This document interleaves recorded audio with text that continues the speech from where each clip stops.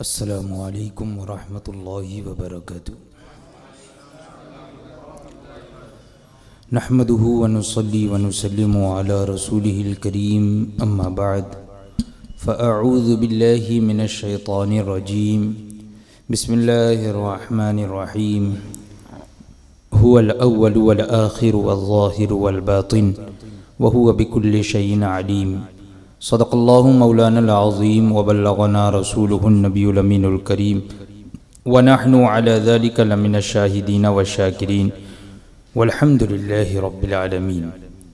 آئیے سب سے پہلے آقا نامدار مدنی تاجدار روحی فدا جناب احمد مجتبی محمد مصطفیٰ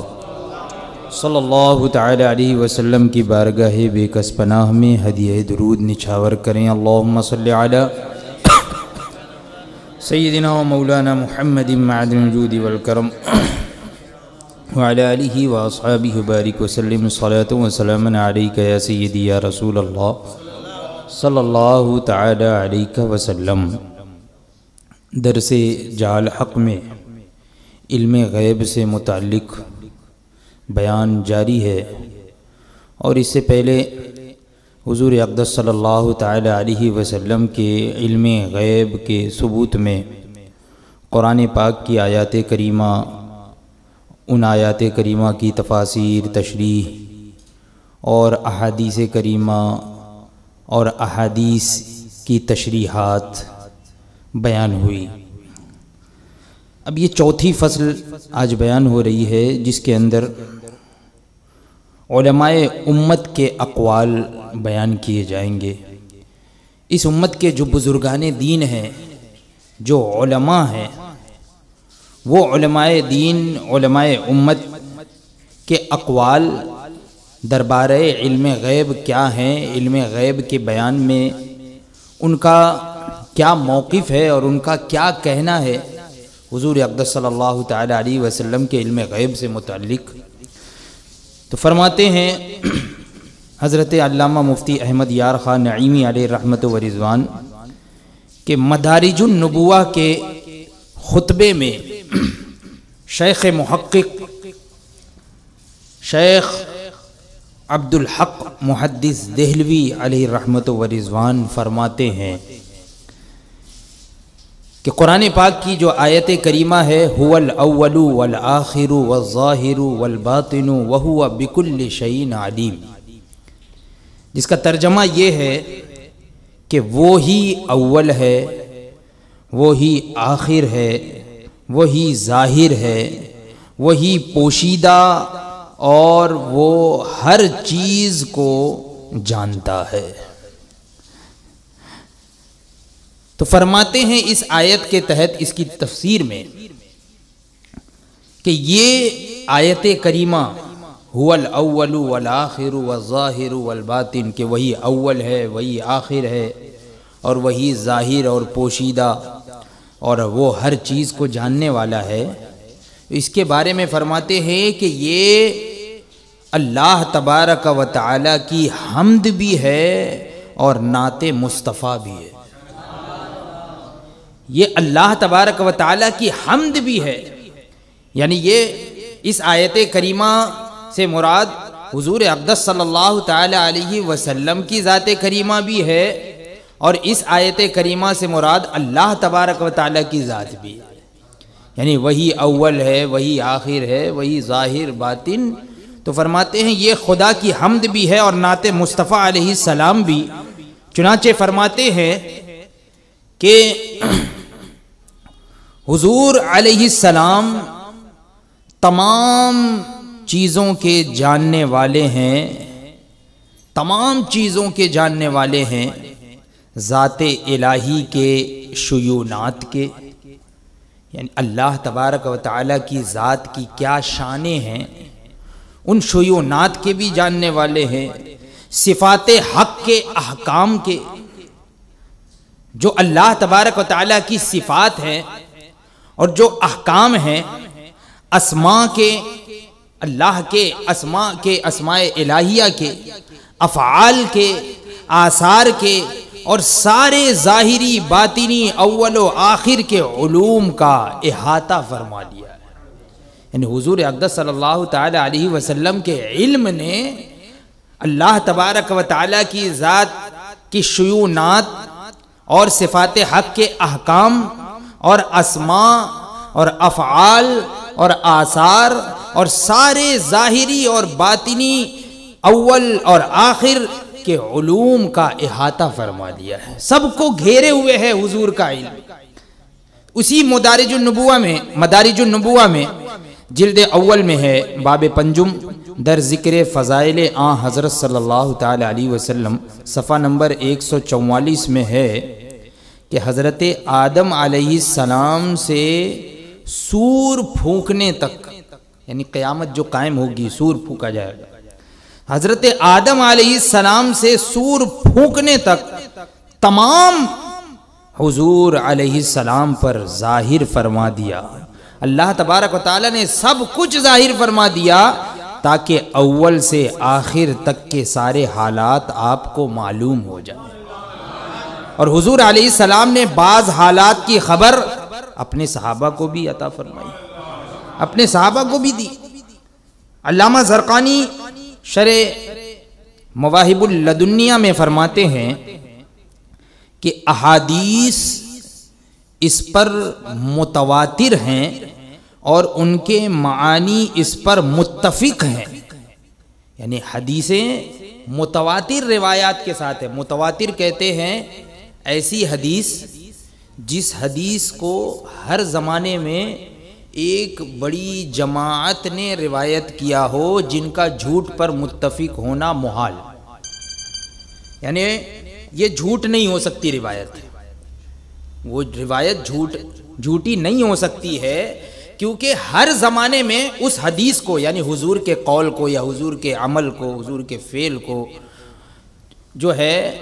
وہ ہر زمانے میں جو روایت کرنے والا کوئی ایک شخص یا دو شخص یا تین شخص نہیں ہے، بلکہ روایت کرنے والی ایک بڑی جماعت ہے، اتنی بڑی جماعت اور ایسے لوگوں کی جماعت ہے کہ جن کا جھوٹ پر متفق ہونا محال، تو ایسی حدیث کو کہتے ہیں متواتر۔ تو فرماتے ہیں کہ احادیث اس بات پر متواتر ہیں اور ان کے معانی اس پر متفق ہیں، یعنی یہی معنی ہے کیا کہ حضور علیہ السلام کو غیب پر اطلاع ہے۔ اللہ تبارک و تعالی نے اپنے حبیب کو غیب پر مطلع فرمایا ہے، اور یہ مسئلہ ان آیتوں کے خلاف نہیں ہے، وہ جو چند آیات کریمہ ہیں کہ جو اس پر دلالت کرتی ہیں کہ خدا کے سوا کوئی غیب نہیں جانتا۔ قرآن پاک میں لا یعلمہا الا ہو، کہ یہ ایسا علم ہے کہ جس کو صرف اللہ ہی جانتا ہے، اللہ کے علاوہ کوئی نہیں جانتا غیب کے بارے میں۔ وَعِندَهُ مَفَاتِيحُ الْغَيْبِ لَا يَعْلَمُهَا إِلَّا هُ، قرآن پاک میں کہ اللہ ہی کے پاس غیب کی چابیاں ہیں، غیب کی کنجیاں ہیں، لا يعلمها الا هو، اللہ کے سوا اس کو کوئی نہیں جانتا۔ تو فرماتے ہیں کہ یہ مسئلہ ان آیتوں کے خلاف نہیں جو اس پر دلالت کرتی ہیں کہ خدا کے سوا کوئی غیب نہیں جانتا۔ کیوں؟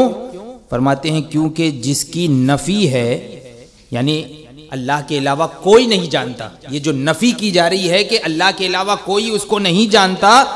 تو وہ کون سا علم ہے؟ وہ علم بغیر واسطہ ہے، وہ علم بغیر واسطہ ہے، یعنی علم ذاتی، یہ صرف اور صرف اللہ تبارک و تعالیٰ کا ہے، بغیر واسطے کا، کسی کا عطا کیا ہوا نہیں۔ لیکن حضور علیہ السلام کا غیب پر مطلع ہونا اللہ کے بتانے سے وہ ثابت ہے۔ یہ کون کہہ رہا ہے؟ علامہ زرقانی شرح مواہب اللدنیہ میں فرما رہے ہیں۔ تو پتہ یہ چلا کہ ہم اہل سنت و جماعت کا عقیدہ وہی ہے جو صحابہ کرام، تابعین کرام اور بزرگان دین کا عقیدہ۔ تو فرماتے ہیں کہ رب کے اس قول سے کہ اللہ تبارک و تعالی نے خود ارشاد فرما دیا الا من ارتضی من رسول، کہ غیب پر کسی کو مطلع نہیں فرماتا سوائے پسندیدہ رسول کے۔ تو خود اللہ تبارک و تعالیٰ نے تو خود ارشاد فرما دیا کہ سوائے پسندیدہ رسول کے اور کسی کو غیب پر مطلع نہیں فرماتا، تو پسندیدہ رسولوں میں جو افضل رسول ہے تو انہیں کیوں نہیں غیب پر مطلع فرمایا؟ شفا شریف میں حضرت قاضی عیاض علیہ الرحمہ فرماتے ہیں، ماخوذ از خرپوتی شرح قصیدہ بردہ، فرماتے ہیں کہ اللہ تبارک و تعالی نے حضور اقدس صلی اللہ تعالی علیہ وسلم کو خاص فرمایا تمام دینی اور دنیاوی مصلحتوں پر مطلع فرما کر، یعنی حضور کو اللہ تبارک و تعالی نے خصوصیت بخشی، خاص فرما دیا۔ کس طریقے سے خاص فرمایا؟ تمام دینی اور دنیاوی مصلحتوں پر مطلع فرما کر، کہ چاہے وہ دینی مصلحت ہو یا دنیاوی مصلحت ہو، تمام دینی اور دنیاوی مصلحتوں پر حضور کو مطلع فرما دیا، اور اپنی امت کی مصلحت اور گزشتہ امتوں کے واقعات اور اپنی امت کے ادنا سے ادنا واقعے پر خبردار فرما دیا۔ ادنا سے ادنا واقعے پر، چھوٹے سے چھوٹی واقع ہونے والی چیز پر بھی اللہ تبارک و تعالیٰ نے حضور کو خبردار فرما دیا، اور تمامی معرفت کے فنون پر مطلع فرما دیا۔ معرفت کے جتنے فنون ہیں ان پر بھی حضور کو اللہ تبارک و تعالیٰ نے مطلع فرما دیا، جیسے دل کے حالات،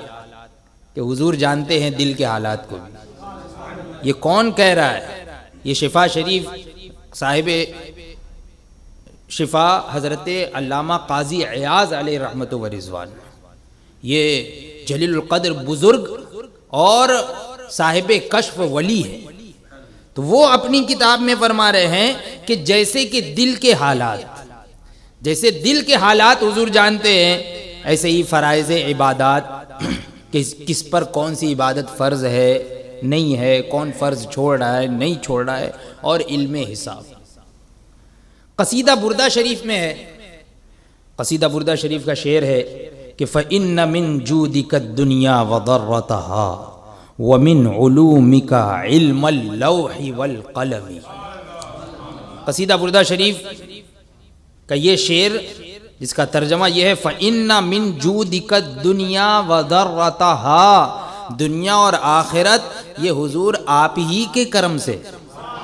دنیا اور آخرت آپ ہی کے کرم سے ہے۔ وَمِنْ عُلُومِكَ عِلْمَ اللَّوْحِ وَالْقَلَمِ، اور لوح و قلم کا علم تو آپ کے علوم کا بعض حصہ ہے۔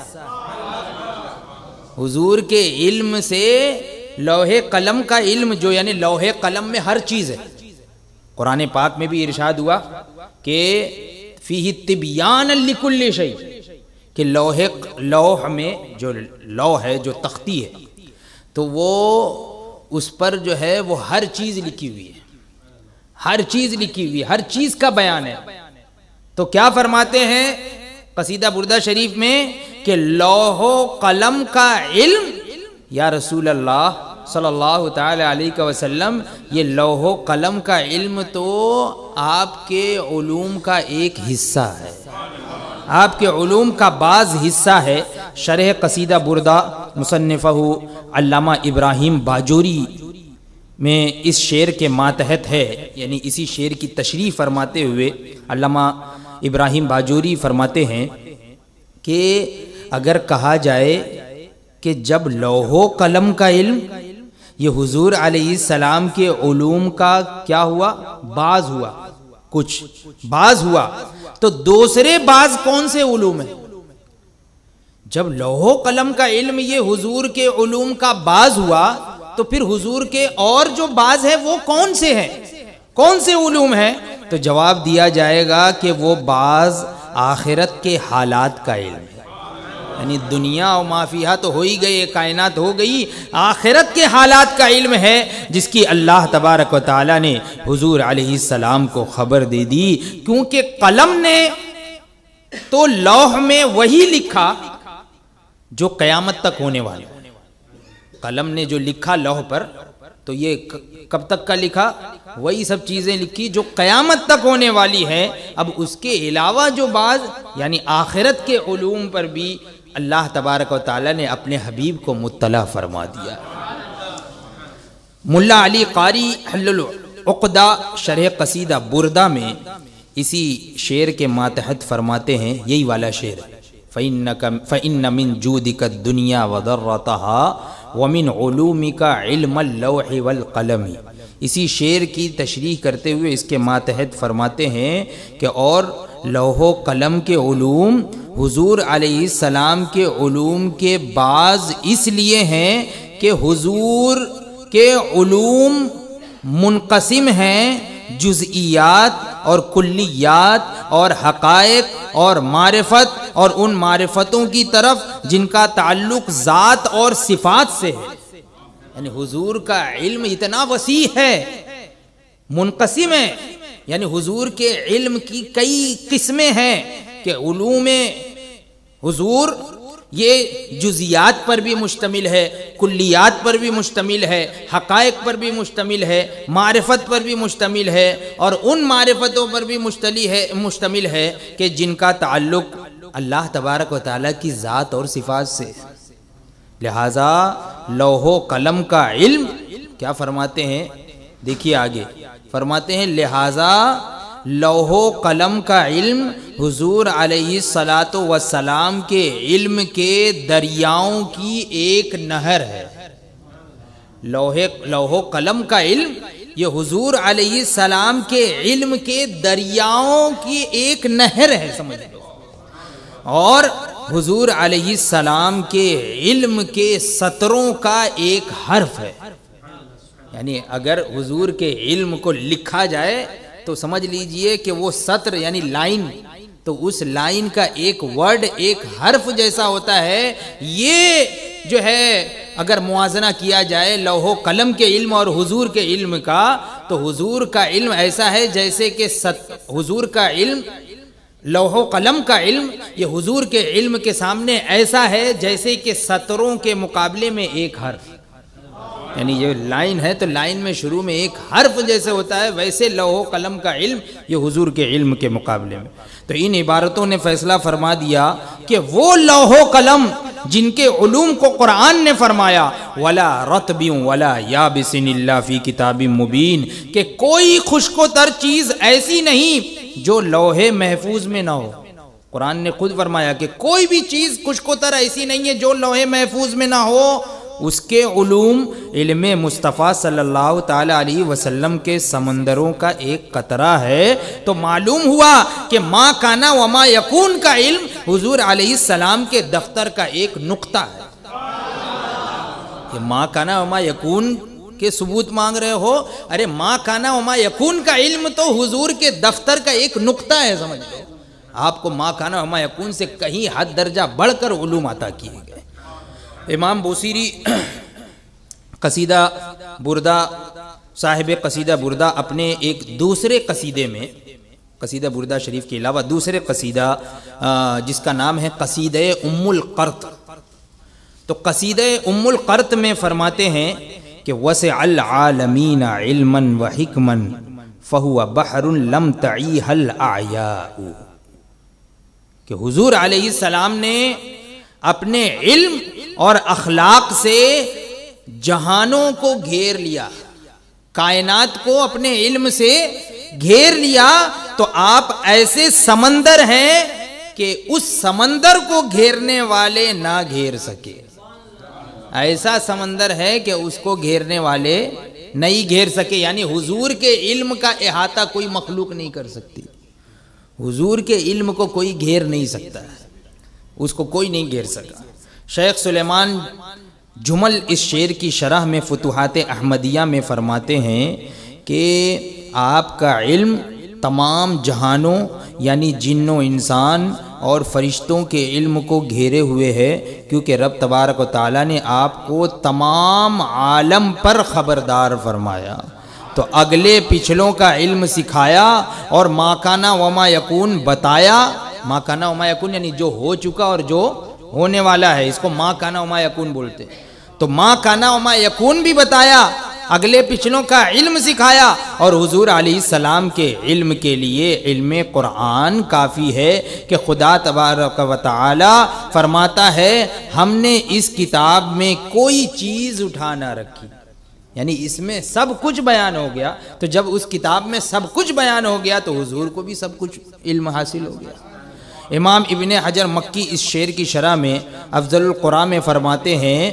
کیونکہ اللہ تبارک و تعالیٰ نے حضور علیہ الصلوۃ والسلام کو تمام جہان پر خبردار فرمایا، تو آپ نے اولین و آخرین کو اور جو کچھ ہو چکا اور جو کچھ ہوگا ان تمام چیزوں کو، باتوں کو جان لیا۔ تو ان عبارتوں سے یہ معلوم ہوا کہ سارے جہان والوں کا علم یہ حضور علیہ السلام کو عطا کر دیا گیا۔ تمام کائنات میں جس کو جو جو علم دیا گیا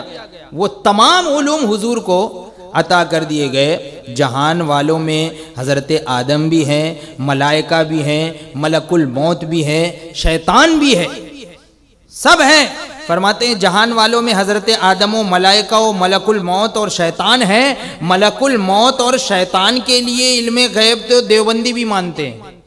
وہ لوگ بھی اپنی کتابوں میں ان لوگوں نے بھی لکھا ہے کہ ملک الموت اور شیطان کا علم تو وسیع ہے، لیکن حضور کا علم معاذ اللہ جو ہے آپ کے علم غیب کی جو ہے وہ تردید کرتے ہیں۔ تو ملک الموت اور شیطان کے لیے علم غیب تو دیوبندی بھی مانتے ہیں۔ اور یہاں پر دیکھیے اس عبارت سے سمجھ میں آ گیا کہ سارے جہان والوں کو جو علم دیا گیا وہ سب کچھ حضور کو دے دیا گیا۔ تو اب سارے جہان اور کائنات میں شیطان بھی ہے، ملک الموت بھی ہے، دوسرے ملائکہ اور فرشتے بھی ہیں، دوسرے انبیاء و مرسلین بھی ہیں، حضرت آدم علیہ نبینا علیہ الصلوۃ والسلام بھی ہے، اور تمام لوگوں کے علوم کو حضور کو عطا کر دیا گیا۔ تو حضور سب سے زیادہ جاننے والے ہیں، ہر ایک سے زیادہ جاننے والے ہیں، تو بے شک حضور علم غیب جانتے ہیں۔ امام بوصیری قصیدہ بردہ میں فرماتے ہیں کہ وَكُلُّهُم مِّن رَّسُولِ اللَّهِ مُلْتَمِسٌ غَرْفًا مِّنَ الْبَحْرِ أَوْ رَشْفًا مِّنَ الدِّيَمِ، کہ تمام رسول حضور علیہ السلام سے ہی لینے والے ہیں۔ جتنے بھی رسول ہیں یہ کس سے لینے والے ہیں؟ حضور سے ہی لینے والے ہیں۔ سمندر سے ایک چلو یا تیز بارش سے ایک چھینٹا،